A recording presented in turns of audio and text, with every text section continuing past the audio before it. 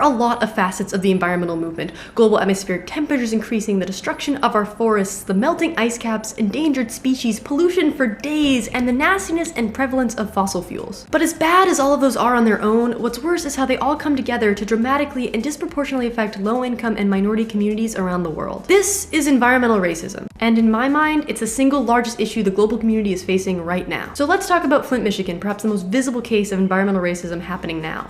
What happened? I'm generalizing a bit here, but like nearby Detroit, when US car manufacturing started to nosedive, lots of people and lots of money left the area, seriously damaging the city's economy. Also, Michigan has a law that allows for the appointment of emergency managers in times of crisis, like a financial crisis. They can basically do whatever the F they want without going through that whole normal voting thing. Flint got its first emergency manager in 2002. And there's a messy, long, and confusing history of emergency managers between then and now. But in April of 2014, the emergency manager Ed Kurtz and Mayor Dwayne Walling decided to switch water supplies from Detroit's to the Flint River. And that's when Flint citizens started to notice a change in the look, smell, and taste of their tap water. So what's wrong with the Flint River water? Well, there are a lot of ways bodies of water moving through a populous city can get polluted, but there are a few concrete ideas going around. Investigations are now ongoing that GM dumped a load of crap and chemicals into the Flint River and then buried it up. Interestingly enough, GM actually switched water sources in 2014 when they noticed the water from the Flint River was starting to corrode their machinery. Additionally, the Flint River could have gotten full up with chloride as a result of the salt-laden runoff from de-icing streets. The runoff from road salt settles to the bottoms of pipes and clogs them up real good. We've seen this build up in all sorts of snowy areas, with chloride concentrations in northern US states approximately doubling from 1990 to 2011. Michigan is known to be particularly salty, with high levels of chloride in streams near urban areas. So when Flint switched its water supply from Lake Huron to the Flint River, they suddenly found themselves facing 8 times the amount of chloride. You'd think the water on its own would be enough of an issue, but because it was full of corrosives, the water began to strip and erode the pipes, which, because they were installed before people realized how awful lead is, were full of lead. Normally this kind of issue is solved with orthophosphate or another corrosion inhibitor. They work by increasing the pH or decreasing the acidity of the water and coat the old pipes to keep them from corroding and leaking terrifying things like lead into the water. For some inane, possibly cost-cutting reason, Flint stopped using a corrosion inhibitor when they switched water sources, letting all that toxic buildup flow freely into people's homes. They've switched water sources back now, thank goodness, but too much damage has already been done. Flint residents have been demanding help and action since right after the switch, but as Hillary said, if the kids in a rich suburb of Detroit had been drinking contaminated water and being bathed in it, there would have been action. And she's right. This is the crux of the environmental justice movement. Though government officials were aware of residents' complaints as early as June 2015, and arguably long before, a state of emergency wasn't declared until January 5th, 2016. And all that time, government officials told the public that their water was safe. People knew that the water was going to be poisoned. People knew that we were going to get sick. People knew that there were going to be backlash. Clean water, now! Broken policy and procedures are smothering the outcry of an entire community suffering financially, physically, mentally, and emotionally. It's sad that this city has come to this. This is a great city. It's sad that it's come to this.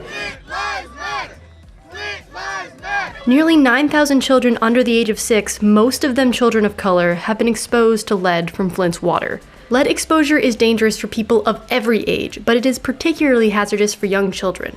Any amount of lead poisoning in children can lead to permanent learning disabilities. And for all those folks asking why anyone would be stupid enough to drink brown or red or muddy water, for the most part, what changes the color isn't what's gonna hurt you. That's mostly to do with iron from the pipes, a relatively harmless and often useful mineral.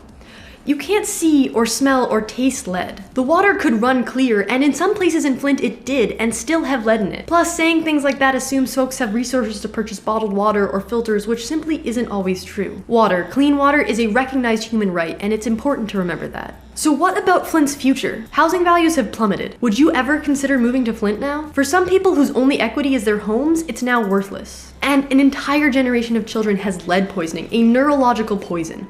Are we still going to be helping and talking about Flint when the water is clean, but thousands of kids need a customized education that will help them live and learn with whatever disabilities might arise? This is a race and environment thing, not just an infrastructure or old pipes thing, not just a bureaucracy thing. This didn't happen because paperwork was accidentally misplaced or because government is just so slow. This happened because in the United States, Black people in particular have been disenfranchised and effectively segregated long after the Civil Rights Act of 1964 was passed. Black people and people in poverty have been pushed to the outskirts for decades. And it's even more obvious zooming out from Flint. Let's think about how cities are constructed. This is a heat map of the apartment costs in the greater New York City area. The darker the red, the more expensive. Now I'll lay in the demographics. No big surprise, the darker red matches up pretty well with the majority white areas. Now look what happens when I drop in highways, sewage plants, other sanitation facilities, chemical producing factories, airports, and power plants. It's pretty easy to see the reality of the systemic problem. Because going green is more or less in vogue now politically and culturally, we see some hopefully well-intentioned responses. But if I lay in the city's green spaces and eco-friendly air cleaning solutions and other initiatives, those fall in the richer, whiter areas. The places that by comparison need these kinds of solutions don't get them.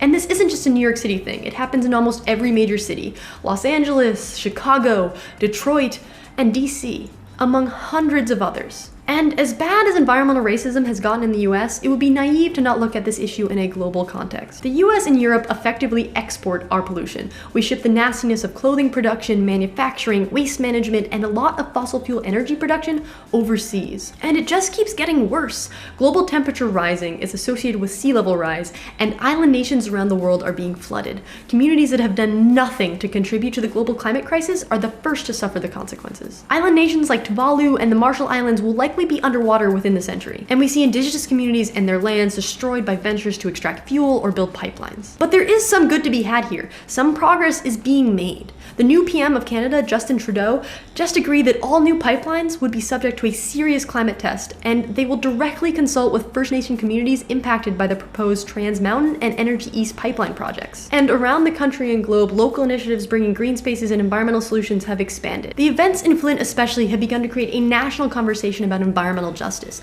Both Democratic nominees for president have spoken loudly and incredibly publicly during the debates about the Flint crisis and environmental justice. In light of all of this, what can you do? For Flint, I've included links below for resources to donate bottled water, filters, or money, as well as loads of links to learn more about the crisis. For your own city or town, you can attend council meetings and vote to ensure that greening and eco-friendly initiatives are built where they are needed.